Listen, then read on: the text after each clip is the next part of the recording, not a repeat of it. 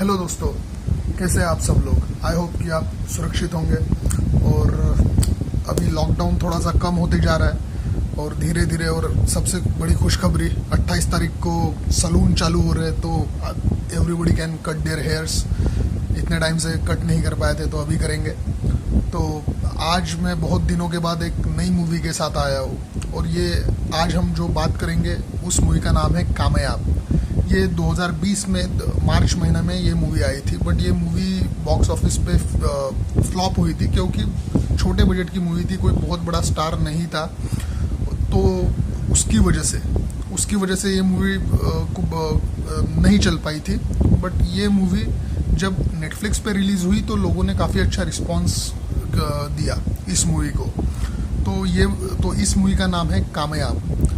अब कामयाब मूवी जो है, जैसे आप लोगों को पता होगा कि इसमें जो लीड एक्टर है वो है संजय मिश्रा।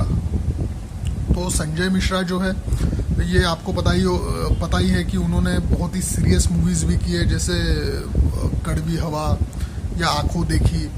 यानी आंखों देखी के लिए तो उनको परफॉर्मेंस यानी अवार्ड मिल चुका है, फिल्म फेयर का बेस्ट एक्टर क्रिटिक्स का अवार्ड मिल चुका है। तो he is a very good actor. तो मेन फोकस ये मूवी का सिर्फ यानी he is the protagonist means hero. अगर देखा जाए तो ये मूवी के जो प्रोटैगनिस्ट है वो संजय मिश्रा साहब है। और ये मूवी बेस्ड है एक इंडिया में, यानी ये मूवी अगर मैं सच बात बोलूँ तो एक ट्रिब्यूट है कैरेक्टर आर्टिस्ट, जो बॉलीवुड में जितने भी कैरेक्टर आर्टिस्ट होके गए हैं तो उन सबको ये ट्रिब्यूट है। क्योंकि देखिए क्या होता है कि जितने भी कैरेक्टर आर्टिस्ट है उनका कुछ ना कुछ एक लाइन या एक लाइन का एक डायलॉग ऐसा हिट हुआ रहता है। जैसे आपको पता है कि जैसे वो सांबा का रोल किया तो भाई कितने आदमी थे, या कालिया को पूछते हैं कि भाई कितने आदमी थे, वो बोलते सरदार 3। तो उसके लिए विजू खोटे साहब बहुत हिट हो गए थे, यानी उनके करियर में वो वही एक लैंडमार्क परफॉर्मेंस जिसे बोलते हैं वो रहा था। तो इसी के ऊपर बेस्ड है। एक्चुअली ये मूवी का प्लॉट ऐसा है कि एक संजय मिश्रा साहब एक रिटायर्ड कैरेक्टर आर्टिस्ट है। उनको पता नहीं रहता है कि उन्होंने कितनी मूवीज़ की है।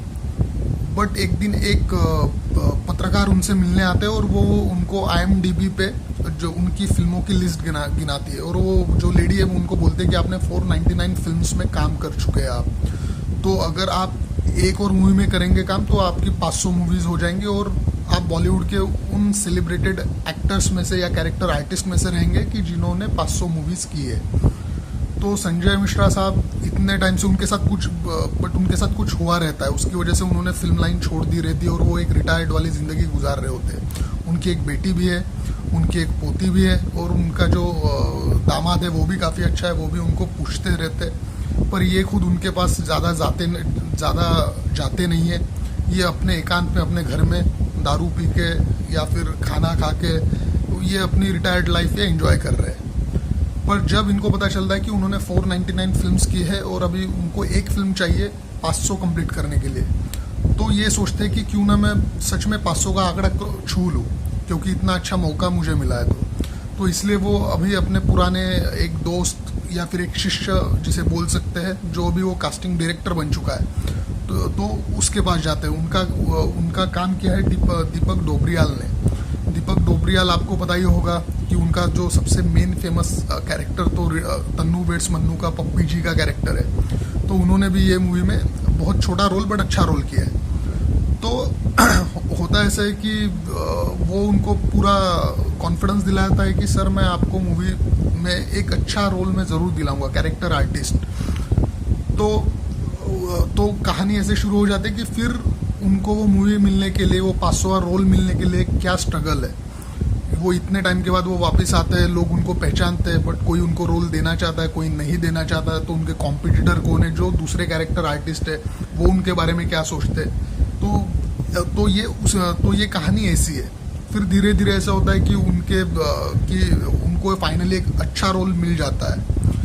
एक अच्छा रोल उनको मिल जाता है एक बड़े प्रोजेक्ट यानी एक बड़े बैनर का।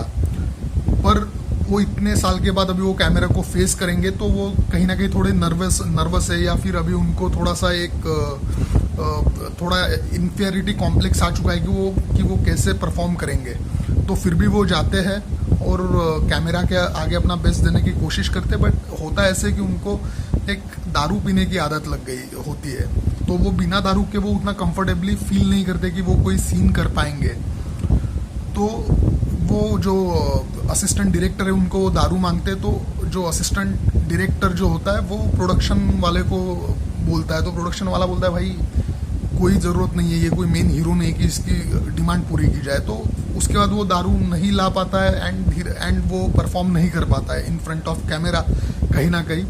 तो ऐसे ही करके जो एक उनको जो पहले जो डायरेक्टर है इतने साल के बाद वो उनसे काम करवाने के लिए खुशी में रहते हैं कि चलो यार मैं ये रोल तुम करोगे तो एक बहुत टाइम के बाद तुम्हारे साथ भी काम करना हो जाएगा। तो वो डायरेक्टर भी उनको कैसे धीरे धीरे, अगर आप स्टार नहीं है, आप एक साइड किक है, यानी आप एक कैरेक्टर आर्टिस्ट है, तो कैसे आपको सर से पैर पे भी उतारने के लिए टाइम नहीं लगता है। ये मूवी में ये चीज़ दिखाई गई है।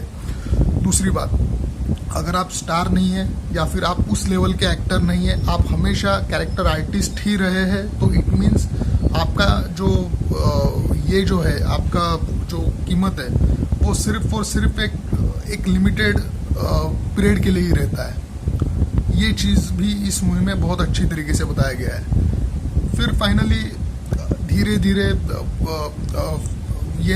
यानी ये वो रोल नहीं कर पाता है, उसको उस मूवी से निकाल दिया जाता है एंड ये फ्रस्ट्रेट होके ये फिर अपने घर आता है। तब वो उस दिन उसका बर्थडे रहता है और वो उसकी बेटी ने उसके लिए बर्थडे की पार्टी रखी रहती है, पर वो जा नहीं पाता है क्योंकि उसको शूट करना रहता है, बट वो शूट से निकाल दिया जाता है। तो फिर वो उस गम में वो भूल जाता है और वो अपने घर में जाके दारू पी लेता है और वो सो जाता है। अब उसको रियलाइज़ होता है कि नहीं यार, मुझे जो है अभी अपनी फैमिली की तरफ ध्यान देना चाहिए, मेरी पोती की तरफ ध्यान देना चाहिए करके वो उससे मिलने जाता है। बट उसकी बेटी नाराज़, उसकी बेटी बोलती कि आपने तो हमेशा अब तक किया ही क्या है, आपने सिर्फ और सिर्फ फिल्म्स और यही आपने चीज़ें की है। तो ऐसे फिर उसके बाद ऐसा होता है कि उसकी बेटी और उसकी जो पोती है उनके यहाँ कोई एक गेट टुगेदर है, जो गैदरिंग है जो हर स्कूल में होता है। तो यहाँ पे वो अपनी बेटी को मनाने और अपनी पोती से मिलने के लिए वो उस गैदरिंग में जाता है। तो होता ऐसे कि उसको जो स्कूल के जो टीचर्स है या प्रिंसिपल्स है वो पहचान जाते हैं, वो रिकग्नाइज करते हैं कि यार ये तो पुराना कैरेक्टर आर्टिस्ट है सुधीर करके।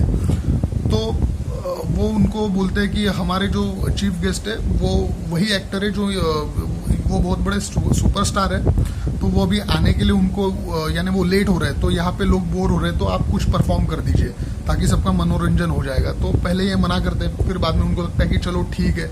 एंड वो जो सीन है, वो 10 मिनट का जो सीन है, वो जो किया है संजय मिश्रा ने बहुत ही बेहतरीन तरीके से, यानी पहले वो मूवी में सच में देखा जाए तो उनका वो टैलेंट दिखाया उस सीन में, वो लास्ट के 10 मिनट के सीन में, कि कैसे वो परफॉर्म करते हैं, वो कैसे यानी एक्ट करते हैं। फिर उसके बाद होता है कि वो अपने एक्ट के एंड में आ जाते हैं, तो तभी जो उस प्रोग्राम के जो चीफ गेस्ट है, जो सुपरस्टार, सो कॉल्ड सुपरस्टार उस मूवी में जो दिखाई दिए, तो वो आते हैं।